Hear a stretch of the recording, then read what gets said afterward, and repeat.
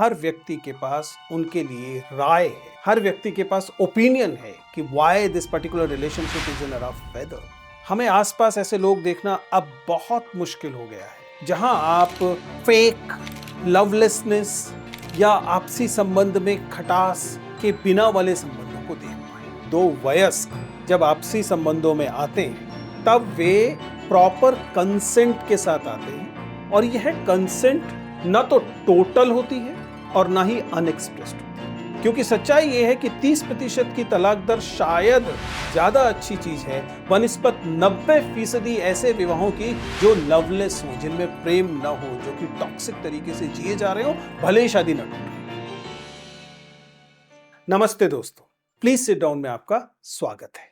आजकल रिलेशनशिप्स का जो नया डायनामिक्स है, आज हम उस पर बात करें। और क्यों बात करेंगे? क्योंकि हाल में एक मुद्दे को लेकर ये और ज्यादा चर्चा में आया है। यद्यपि हम लोग और मेरी उम्र के लोग लगातार इस बात को महसूस कर रहे हैं कि यह एक अहम मुद्दा है, लेकिन जो चर्चा में क्या कारण है वह है एक कपल इन्फ्लुएंसर्स, यानी कि गौरव तनेजा और रितु राठी। आपने इनके बारे में सुना होगा और हाल में गॉसिप के लेवल पर, बातचीत के लेवल पर, चिंता के लेवल पर ये आया कि ये जो कपल इन्फ्लुएंसर था, जो लगातार अपना कंटेंट बना रहे थे एक कपल के रूप में, आपने इनकी जिंदगी के बहुत सारे पक्षों को अपने वीडियोस में और अपने शॉर्ट्स में और दूसरे जो अलग किस्म के कंटेंट हैं उसमें आपने देखा है। वहां पर ये लगातार इनकी पूरी की पूरी जिंदगी लगभग लगभग किसी रियलिटी शो की तरह पूरी दुनिया के सामने थी। और अब एक घटना में ये लगा है कि इनकी रिलेशनशिप क्राइसिस में है। जाहिर है कि ये हमारा काम नहीं है कि हम किसी की व्यक्तिगत रिलेशनशिप पर चर्चा करें, लेकिन यह भी सच है कि उनका संबंध दरअसल सार्वजनिक हो जाने के कारण ही ये इतनी सारी चर्चा में है। हर व्यक्ति के पास उनके लिए राय है, हर व्यक्ति के पास ओपिनियन है कि why this particular relationship is in a rough weather. लेकिन जरा आप सोच के देखिए कि क्या यह एकमात्र उदाहरण है रिलेशनशिप्स के टॉक्सिक होने का, या सच्चाई यह है कि हमारे आसपास लोगों की रिलेशनशिप्स में टॉक्सिसिटी लगातार बढ़ रही है। हमें आसपास ऐसे लोग देखना अब बहुत मुश्किल हो गया है जहां आप फेक लवलेसनेस या आपसी संबंध में खटास के बिना वाले संबंधों को देख पाए।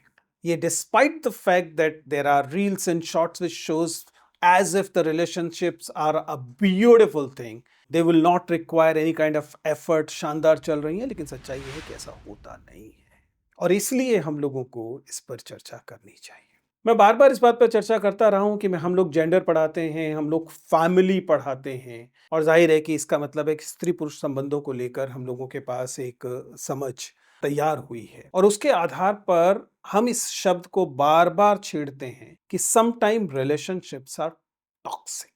तो क्यों ना इस बात को समझा जाए कि रिलेशनशिप टॉक्सिक कब कही जाती है, आप किस रिलेशनशिप को टॉक्सिक कहेंगे। देखिए, जब हम रिलेशनशिप की बात कर रहे हैं तो हम प्राइमरीली हेट्रोसेक्सुअल रिलेशनशिप्स की बात कर रहे हैं। हालांकि ये बात सच है कि दूसरे किस्म की जेंडर्ड रिलेशनशिप्स जो हैं, जो होमोसेक्सुअल, पूरे एलजीबीटीक्यू स्पेक्ट्रम की रिलेशनशिप्स हैं, उन सब पर इस किस्म की चीजें लागू होती होंगी। लेकिन चूंकि हमारी सीमा है, हमारे अनुभव की सीमा है और हमारे अध्ययन की सीमा है, इसलिए कृपया इस बात को केवल हेटेरोसेक्सुअल रिलेशनशिप्स के बीच में रखा जाए। विवाहित या विवाह से पूर्व वाली, इससे कोई फर्क नहीं पड़ रहा। इन रिलेशनशिप्स को हम कब टॉक्सिक कहते हैं? हम रिलेशनशिप को टॉक्सिक कहते हैं जब ये जो दो सदस्य हैं इस रिलेशनशिप में शामिल, ये आपस में एक दूसरे के लिए, किसी एक के लिए या दोनों के लिए कठिन जिंदगी बना रहे हैं। हम लोग आमतौर पर इसे विषाक्त कहते हैं, टॉक्सिसिटी कहते हैं। मैं आमतौर पर इस टॉक्सिसिटी को लेकर 3 पैरामीटर्स पहचानता हूं। जिस रिलेशनशिप में ये दिखाई दें,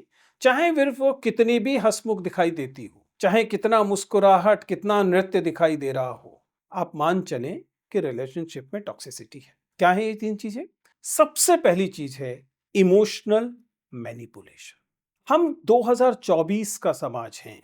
2024 के समाज में हमें समझना पड़ेगा कि दो वयस्क जब आपसी संबंधों में आते हैं तब वे प्रॉपर कंसेंट के साथ आते हैं और यह कंसेंट ना तो टोटल होती है और ना ही अनएक्सप्रेस्ड होती है। यानी कि यदि मैं एक अपने पार्टनर के साथ रिलेशनशिप में हूं तो मैंने उसे कंसेंट दिया है कुछ जिंदगी के हिस्सों में भागीदारी का। ये विवाह में होता है, ये प्री मैरिटल रिलेशनशिप्स में होता है, या अन्य किसी के संबंधों में भी होता है। लेकिन जब एक सदस्य या दोनों इमोशनल मैनिपुलेशन करने लगते हैं दूसरे व्यक्ति को प्रभावित करने या नियंत्रित करने के लिए, तो यह चीज इमोशनल मैनिपुलेशन कहलाती है। एक व्यक्ति भूखा रहने की बात करने लगता है, एक व्यक्ति रोने धोने का इस्तेमाल करने लगता है, या कभी कभी धमकियों का इस्तेमाल, इमोशनल किस्म की धमकियों का इस्तेमाल करने लगते हैं। ये जो इमोशनल मैनिपुलेशन है, और भारतीय समाज में ये बहुत बड़े पैमाने पर होता है, केवल पति पत्नी के बीच या प्रेमी प्रेमिका के बीच नहीं होता है, बहुत बार तो ये बच्चों और पेरेंट्स के बीच में होता है। हमारे परिवारों में, चूंकि हमारे परिवार मेलोड्रामेटिक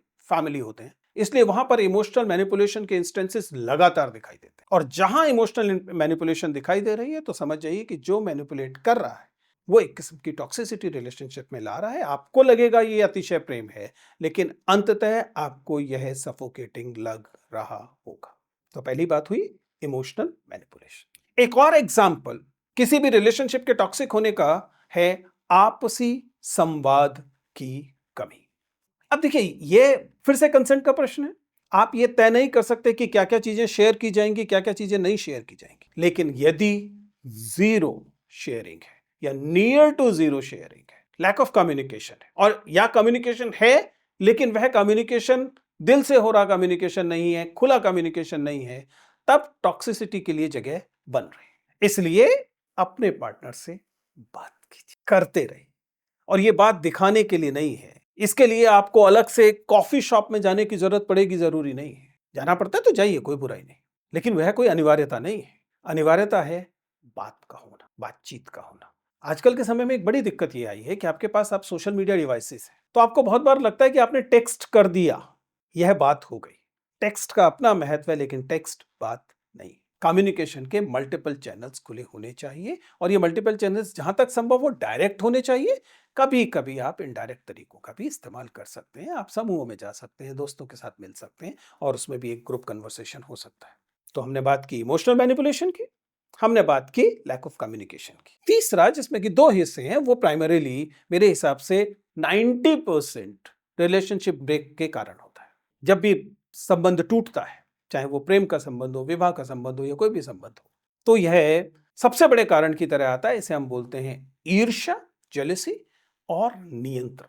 और ये एक ही सिक्के के दो पहलू हैं, ईर्ष्या का होना और दूसरे को नियंत्रित करने की कोशिश का होना। इन्हें जरा ढंग से समझिए कि स्वाभाविक तौर पर बड़ी आसान सी चाह होती है कि आपका जो साथी है वो, उस पर आपका एकाधिकार हो। मनुष्य होने के नाते हमने बस यही सीखा ही है कि अपने साथी पर एकाधिकार कैसे जताया जाए या पाया जाए।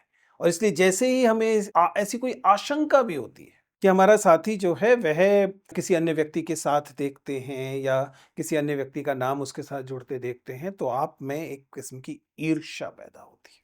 और यह ईर्ष्या इसी का दूसरा हिस्सा है। जब आप बाड़ेबंदी करना चाहते हैं, आप उस कंसेंट को गिने बिना जो आपके पास मौजूद है, आप उसे ऑल एनकम्पासिंग मानते हैं, और आप ये मानते हैं कि अपने साथी के प्रत्येक पक्ष पर आपका नियंत्रण, आपका अधिकार है। ये जेलसी और नियंत्रण अंततः रिलेशनशिप को बेतहाशा टॉक्सिक बनाता है। समाधान की बात अभी नहीं कर रहे, लेकिन इस बात को समझिएगा, और अपने जीवन के तमाम अनुभव और पढ़ाई लिखाई के आधार पर मैं आपको एक छोटी सी सहज सी बात बताता हूं। और वह बात यह है कि अधिकांश मामलों में संबंध को बचाने की अतिशय चेष्टा संबंध के समाप्त होने का कारण बनती है। ये पैराडॉक्सिकल है, लेकिन ये सच्चाई है।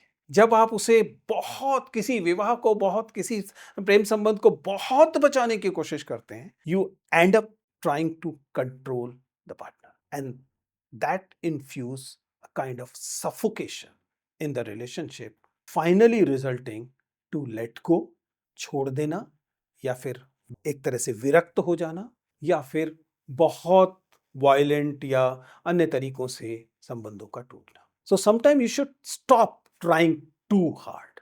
If you'll stop trying too hard and just give it a little time, maybe the relationship will be better. लेकिन अगर आप कुल मिला के समाज की स्थिति देखें, तो आपको आश्चर्यजनक कई चीजें समझ में आएंगी, दिखाई देंगी। मसलन क्या आपको मालूम है कि पूरे देश में अगर आप मेट्रोपॉलिटन बड़े शहरों की बात करें, मसलन दिल्ली की, मुंबई की, बेंगलोर की, इस तरह के जो बड़े शहर हैं, इन बड़े शहरों में फिलहाल तलाक की दर 30% पहुंच चुकी है। 30%। ये आज से केवल 20 साल 25 साल पहले की तुलना में बहुत ज्यादा है। अब इसे देखने के दो तरीके हैं। एक तो आप इस बात पर आंसू बहा सकते हैं, दुखी हो सकते हैं कि देखिए अब हमारे यहाँ परिवार की संरचना टूट रही है, प्रेम समाप्त हो रहा है, तलाक बढ़ रहे हैं, और एक तरीका निश्चित तौर पे देखने का ये है। लेकिन सच्चाई ये है कि इसका मतलब कुछ और भी है। इसका मतलब है कि महानगर के जो युगल हैं, महानगर की जो जोड़ियां हैं, अब टॉक्सिक रिलेशनशिप्स में और रहने के लिए तैयार नहीं। They are willing to get out of it, which is a good sign. क्योंकि सच्चाई यह है कि 30% की तलाक दर शायद ज्यादा अच्छी चीज है बनिस्बत 90% ऐसे विवाहों की जो लवलेस हों, जिनमें प्रेम न हो, जो कि टॉक्सिक तरीके से जिए जा रहे हो, भले ही शादी न टूट रही हो। इसलिए ये एक इंपॉर्टेंट डाटा है, पूरी दुनिया के लिए इंपॉर्टेंट डाटा। पूरी दुनिया में भी अगर इस डाटा को आप देख के जाएंगे तो 40-45% तक पहुंच गया था 2017 का, जहां तक मुझे डाटा याद है वर्ल्ड डाइवोर्स का, वो लगभग 47% था। भारत में उससे कम है, लेकिन ये कोई बहुत खुशी की बात नहीं है। मेरे हिसाब से संबंधों का बनना और संबंधों का टूटना, दोनों में सहजता होना, यह सुनिश्चित करता है कि जो संबंध में है वो सामाजिक कारण से नहीं है। क्योंकि हमारे यहां सामाजिकता हमारे संबंधों की टॉक्सिसिटी का सबसे बड़ा स्रोत है। जब आप शादियां करेंगे, जिन शादियों में पहले प्री वेडिंग शूट होगा, फिर वेडिंग शूट होगा, फिर पोस्ट वेडिंग शूट होगा, जिसमें सब कुछ सब जनता के सामने हो, जिसमें करोड़ों रुपए लगाए जाएंगे, तो फिर आपको लगेगा नहीं, इस शादी को तो किसी भी कीमत पर बचाना है। जब आप शादियों को किसी भी कीमत पर बचाने की चेष्टा कर रहे होते हैं, संबंधों को किसी भी कीमत पर बचाने की चेष्टा कर रहे होते हैं, आप इफेक्टिवली टॉक्सिसिटी को एक्सेप्ट कर रहे हो। और दूसरी चीज, जैसा मैंने कहा, अगर सब कुछ सबके सामने है तो यह भी एक परेशानी है। अगर आप अपने आप को सोशल मीडिया प्रोडक्ट ही माने हुए हैं, अगर आपकी जिंदगी का एक एक पक्ष, आपका प्रेम, आपका सहज भाव, आपका साथ होना, आपकी प्रेगनेंसी, आपका बच्चों का होना, तमाम चीजें अगर सोशल मीडिया कंजप्शन के लिए ही हैं, तो परेशानी फिर रियल वर्सेस रील की आती है। आप फेक को लगातार इतना दिखा रहे होते हैं कि आप उस टॉक्सिसिटी को हैंडल करना बंद कर देते हैं जो इस फेक के कारण पैदा हो रही होती है। आपको ये समझना पड़ेगा कि यूं हम हमेशा क्लासरूम में इस बात को कहते हैं, दोबारा दोहरा रहा हूं, अगर आप एक टॉक्सिक रिलेशनशिप में हैं, थोड़ा सा समय दीजिए, और संबंध में उस समय में ये चीज रिजॉल्व नहीं हो रही है, तो getting out of the relationship is not bad, कोई बुराई नहीं है। चाहे वो तलाक के तौर पर आ रही हो, चाहे वो ब्रेकअप के तौर पर आ रही हो, किसी भी रूप में आ रही हो, क्योंकि टॉक्सिक संबंधों का होना ज्यादा परेशानी की चीज है। संबंधों का टूटना उतनी बड़ी परेशानी की चीज नहीं है।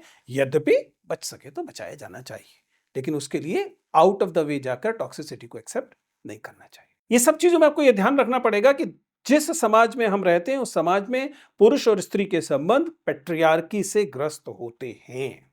उसमें एक किस्म की टॉक्सिक मैस्कुलिनिटी होती है, उसमें पितृसत्ता होती है। इस वजह से गैर बराबर किस्म का संबंध होता है। हालांकि इसका मतलब यह नहीं है कि केवल स्त्रियां इसमें सफर करती हैं। जो पितृसत्ता को जानता है वह जानता है कि पितृसत्ता के एजेंट स्त्री भी हो सकती हैं, पुरुष भी हो सकते हैं, और पितृसत्ता पुरुषों को भी सफोकेट कर सकती है। लेकिन यह सही है कि चूंकि गैर बराबर चीज है, इसलिए स्त्रियों को ज्यादा बड़ी कीमत अदा करनी पड़ती है। अब इससे सवाल उठता है कि सर, इतना सारा प्रवचन दे दिया, क्या कोई संबंध ऐसा भी संबंध है जिसे आप कह सकें कि एक आदर्श संबंध है? What is ideal relationship? Well, everybody will have its his और her own idea of ideal relationship. मेरे हिसाब से एक आदर्श संबंध वह संबंध है जिस संबंध में आपको अपनी इच्छा थोपनी न पड़े, जिसमें व्यक्ति को रिलेशनशिप में कंफर्ट महसूस हो। वह अगर बच्चों की वजह से, सामाजिक वजह से, परिवारों की वजह से बचा हुआ संबंध है, अगर आप बच्चों को, परिवार को या दूसरी सामाजिक चीजों को अपने संबंध का बीमा बनाते हैं, इंश्योरेंस बनाते हैं, तब आप एक आइडियल रिलेशनशिप में नहीं। Ideal relationship should let you breathe, and ideally it should let you breathe together.